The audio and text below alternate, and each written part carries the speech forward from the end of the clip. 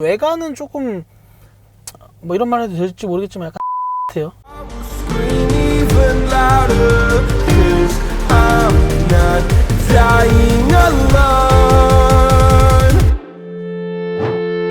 My best friend to 23. She left her body in Harvard above me.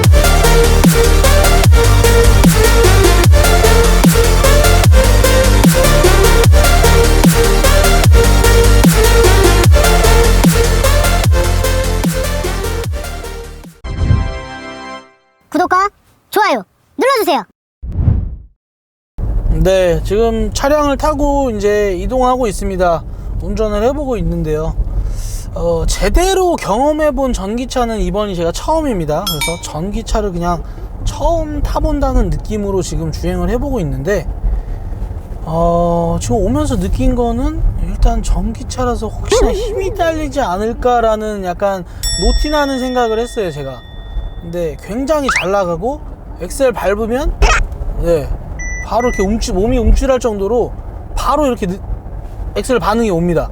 정말 네, 경이롭습니다. 네, 정말 잘 나가고요.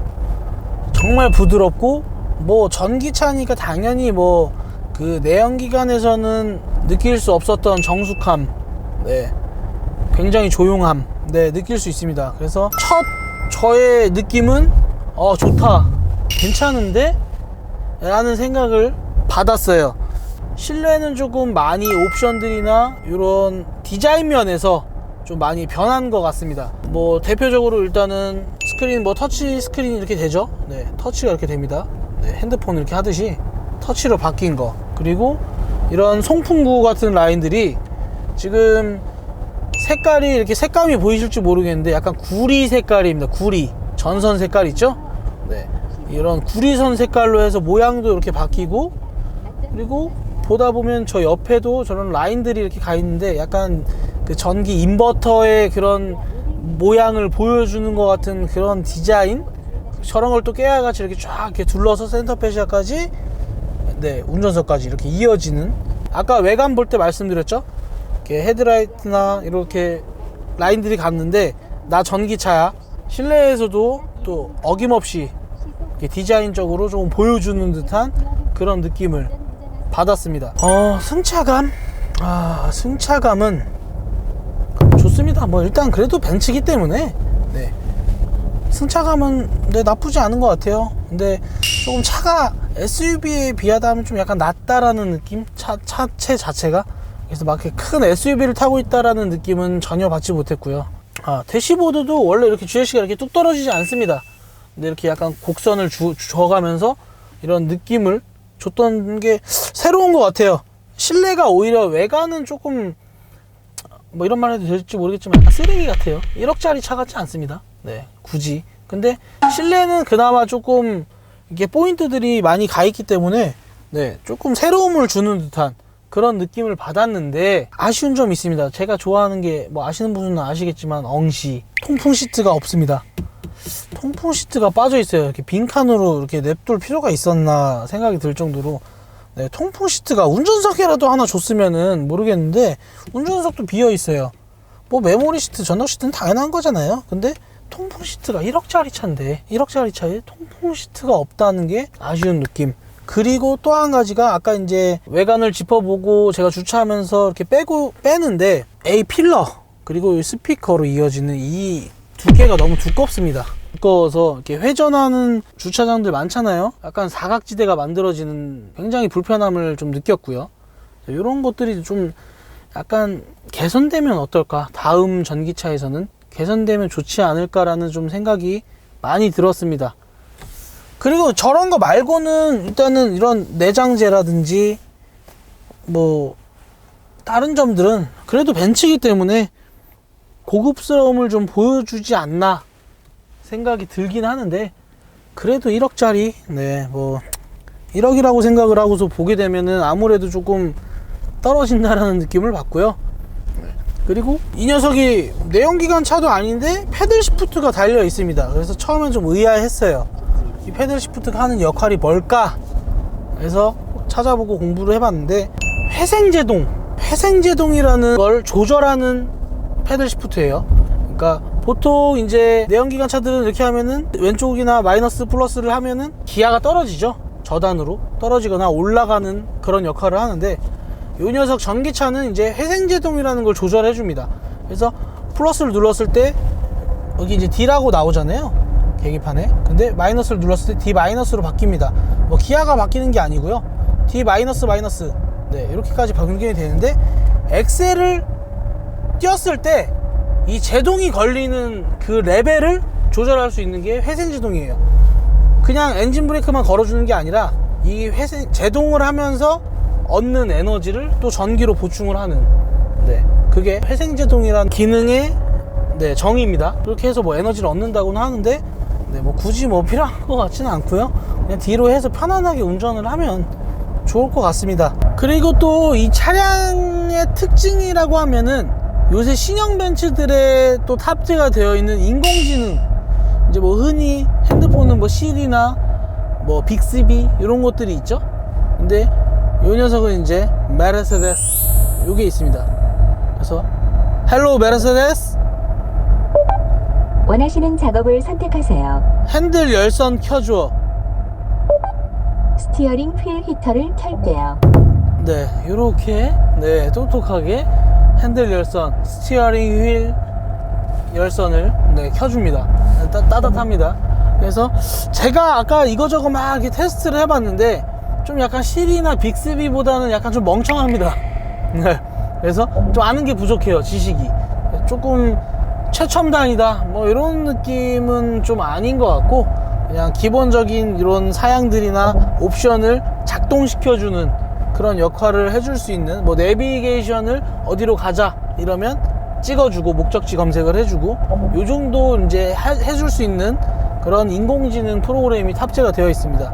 그래서 뭐 내비, 운전 중에 내비를 찍거나 이렇게 조작하는 것보다 이 메르세데스를 불러서, 좀 발음하기가 힘입니다.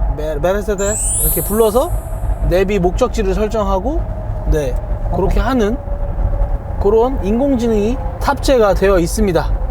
일단 지금 제가 고속도로를 이제 타서 가고 있는데, 아무래도 이제 신형 벤츠, 신형 차량이기 때문에 이 자동운전 시스템도 좋아졌고, 그리고 요새 신형 벤츠들에서 또 추가된 것들이 있잖아요. 일단 자동운전을 먼저 스타트를 하게 놓겠습니다.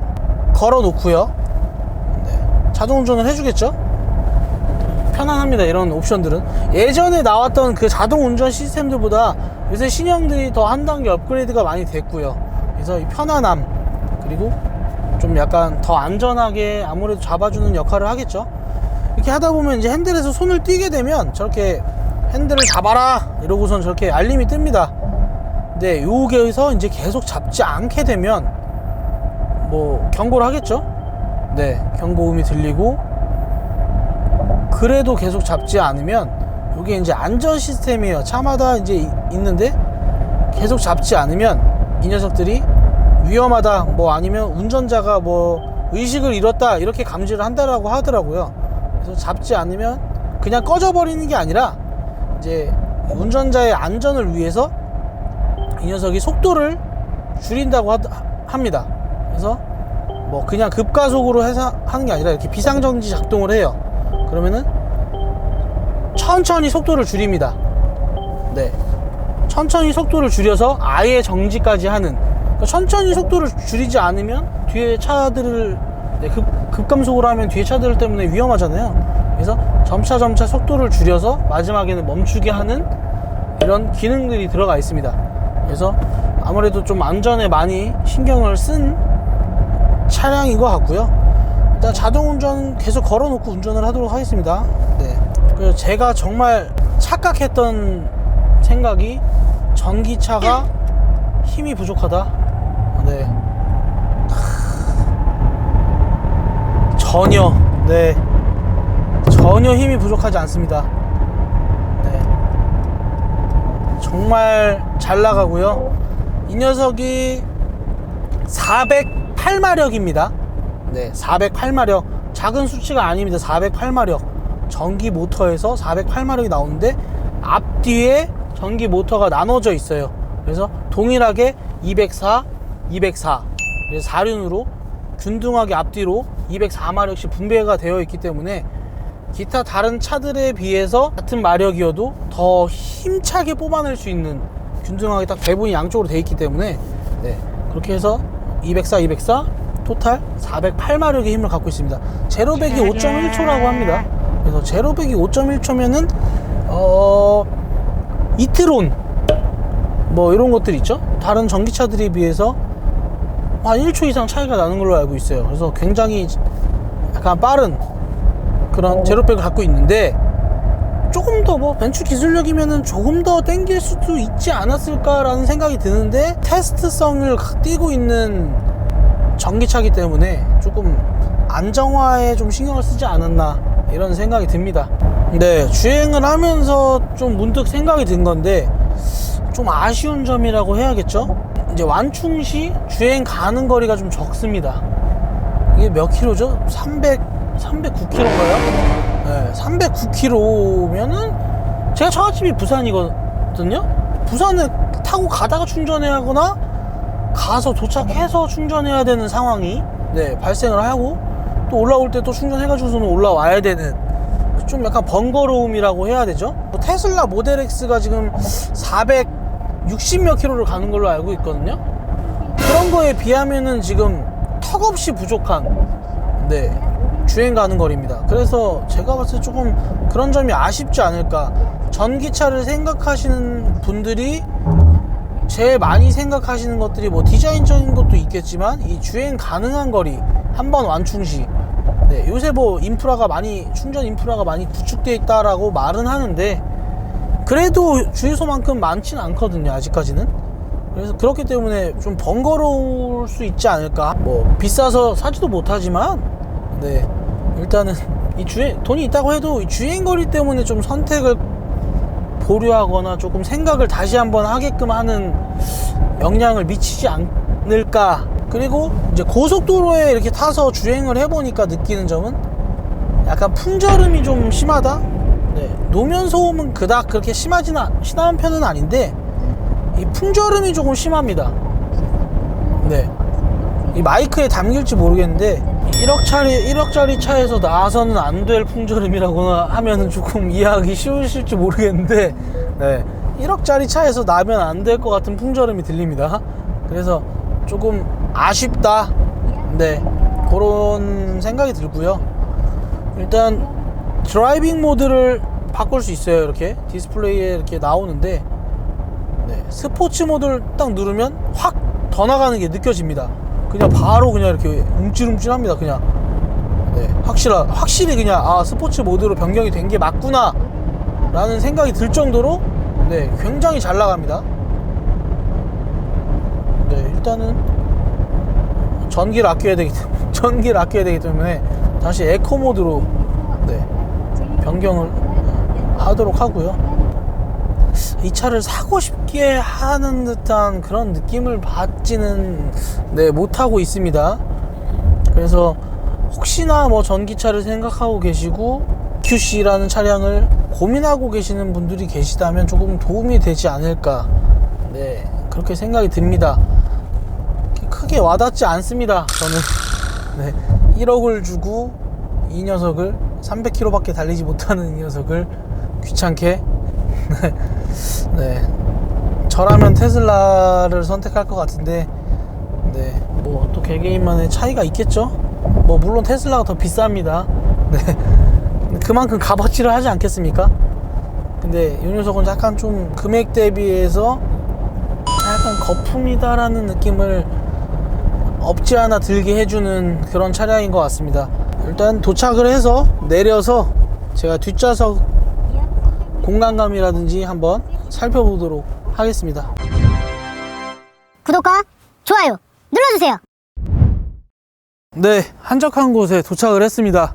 일단 주행을 하면서 제가 이렇게 뭐 간단히 느꼈던 점을 말씀을 드렸는데, 또 처음 전기차를 제가 운전을 하면서 느꼈던 점을 말씀을 드렸던 거기 때문에 도움이 되셨을 수 있을 것 같다라는 느낌이 들었습니다. 뒷좌석 공간감도 한번 제가 직접 앉아서 느껴보도록 하겠습니다. 뒷좌석 일단 이렇게 봤을 때는 그렇게 썩 넓어 보이진 않아요. 근데 운전석은 제가 아까 운전을 했던 포지션 그대로 맞춰져 있기 때문에 네, 제 키 77 알고 계시죠? 근데 천장이 약간 공간이 주먹 하나 들어가는 정도가 남는데 키 크신 분들이 타시면 좀 천장이 닿을 수도 있어요.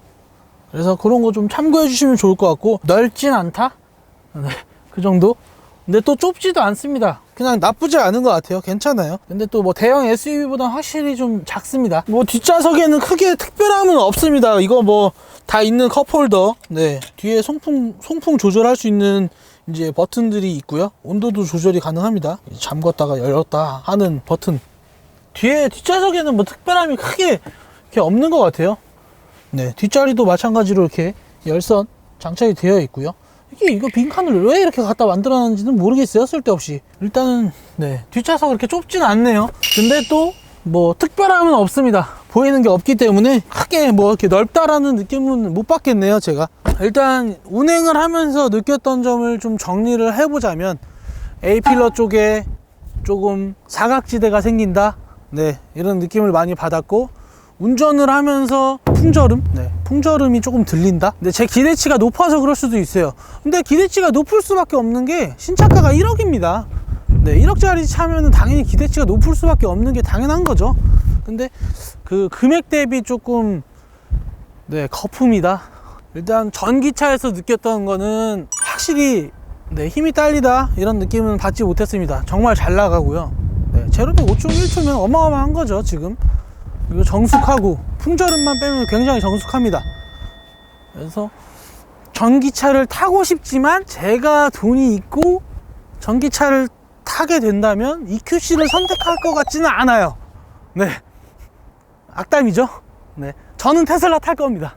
뭐 물론 아직 이트론이나 이런 거를 경험해 보진 않았지만 저라면 조금 더 주고 모델 X를 선택하는 그런 선택을 하지 않을까 싶습니다. 제가 다음 전기차 영상은 모델 X로 가져와 보겠습니다. 너무 경험해보고 싶어요. 다음 전기차 리뷰는 이 녀석과 비교를 해서 모델 X를 경험해보도록 하겠습니다. 너무 기대됩니다. 걔는 거품이 아니겠죠? 모델 X의 영상을 기다리시는 분들이라면 구독과 좋아요를 눌러주시면 다음 모델 X 영상에서 찾아뵙도록 하겠습니다. 감사합니다. 폼차의 유철민이었습니다.